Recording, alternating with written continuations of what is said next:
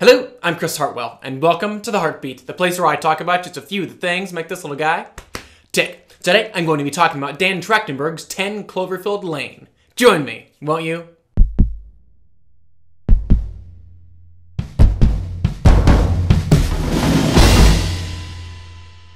In the opening moments of this film, we meet Michelle, who after a car accident wakes up chained in an underground bunker. And though it initially appears that she's fallen prey to some rather overt villainy, her captor Howard does sing a rather different tune. According to him, between Michelle's car accident and now, some kind of chemical attack has happened, making survival in the outside world impossible.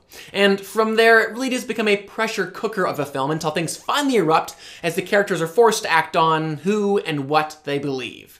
Now, one of the first questions that people seem to have had about this film is it actually a sequel to 2008's Cloverfield? Well, in any of the traditional ways, a continuing narrative, recurring characters, a similar setting, or in the case of Cloverfield, the reappearance of a certain monster, no. One could very easily watch and enjoy this film without ever having seen the original, and indeed, they might actually like it even just a little bit more. I mean, yes, one could dig very deep and find a few actual plot connections between this film and the original, but personally, I feel like Cloverfield is better understood and viewed as the title of an anthology similar to The Twilight Zone or Black Mirror, versus a continuing narrative. And with that said, I very much enjoyed 10 Cloverfield Lane as the next chapter in the Cloverfield anthology, one where the connective tissue wasn't so much story as it was a limited point of view, a specific tone, and recurring themes. And speaking of the point of view, obviously on the original film, they chose one of the more extreme forms of a limited point of view out there,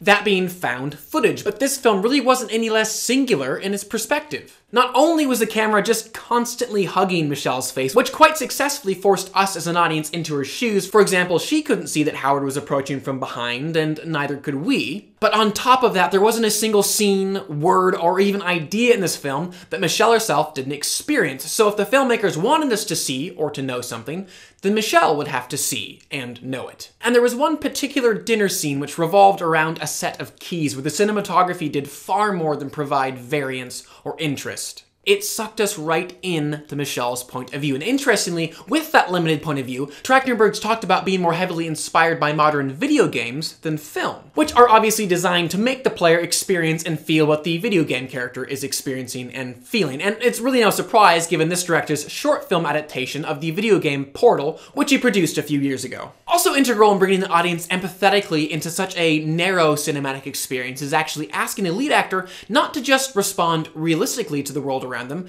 but actually asking them to kind of perform as a blank slate on which the audience can project their own emotions. And I thought that Mary Elizabeth Winstead did a really solid job of finding that balance, especially considering how few words her character was given to speak. And on both this and Cloverfield, that limited point of view wasn't just present in the cinematography, but also in their stellar scripts. And like the original, which was written by the awesome Drew Goddard, this film was obsessed with suspense by the very specific and intentional withholding and revealing of information. And for a film that was so successfully kept secret until its trailer's release a couple months ago, I was really pleased to discover how much else it managed to keep hidden about its plot. And right when I thought I had everything figured out, a new piece of information would come to light and everything would change directions. And that was made all the more enjoyable because no change of direction was easy or obvious, because almost always the information was given by an unreliable witness, like the character of Emmett, who John Gallagher Jr. brought a great deal of naturalism to. Of course, I have to at least mention John Goodman, who I'd give the most credit to for recapturing some of the original Cloverfield's tone, which for being such a grim story, did still possess a fair amount of humor and levity. And like that, on this film, that was just so necessary. Not only did it provide a nice emotional variance for things, but it also kept alive the very important questions: is Howard crazy, or is he actually onto something? And though there wasn't a huge amount of depth, nor did there need to be, to it, it was still fun to see the thematic connections between the two films. Those just being our fear and desire to flee the monstrous unknown, both without and within. Now, to identify a few of the elements that didn't work perfectly for me on this film, it's actually helpful to note how exactly it came together, because originally this film was titled The Cellar and had absolutely nothing to do with the original Cloverfield. But then along came J.J. Abrams, and having never really warmed to a straightforward sequel to Cloverfield, especially considering the growing number of monster films like Godzilla and Pacific Rim coming out, decided that the seller possessed enough of the original's DNA to warrant a title change and a few alterations so it could fit in that same universe. Now, in concept and in theory, I don't hate the idea. I mean, in a world that's practically drowning in these very derivative sequels, it is kind of nice that Abrams was willing and gutsy enough to think outside of the box. And on other films, like World War Z, long after production began, there were significant alterations made to great effect. But with World War Z, and with the best Twilight Zone episodes, or the best M. Night Shyamalan films, when the story finally turns and that big reveal is made, we the audience not only feel surprised and shocked, but we also experience a certain level of comfort that that twist was inevitable. Like, if the filmmakers gave us just a few more minutes to think about it, we would have totally figured it out. And yes, part of that comes through effectively sprinkling in clues throughout the film. And J.J. Abrams and company did that on 10 Cloverfield Lane.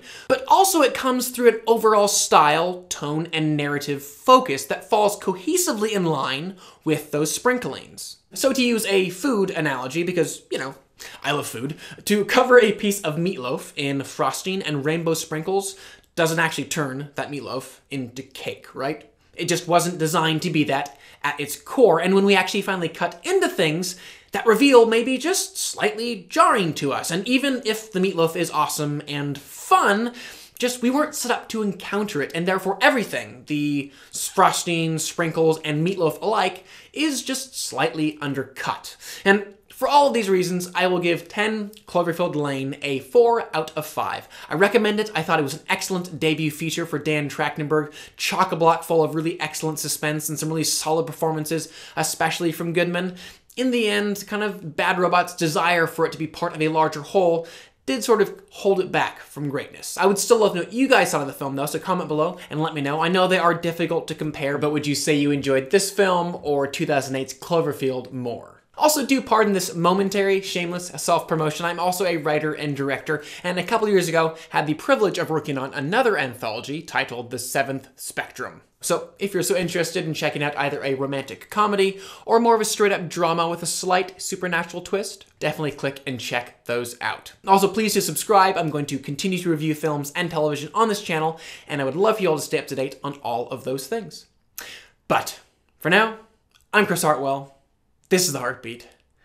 Thank you for joining me.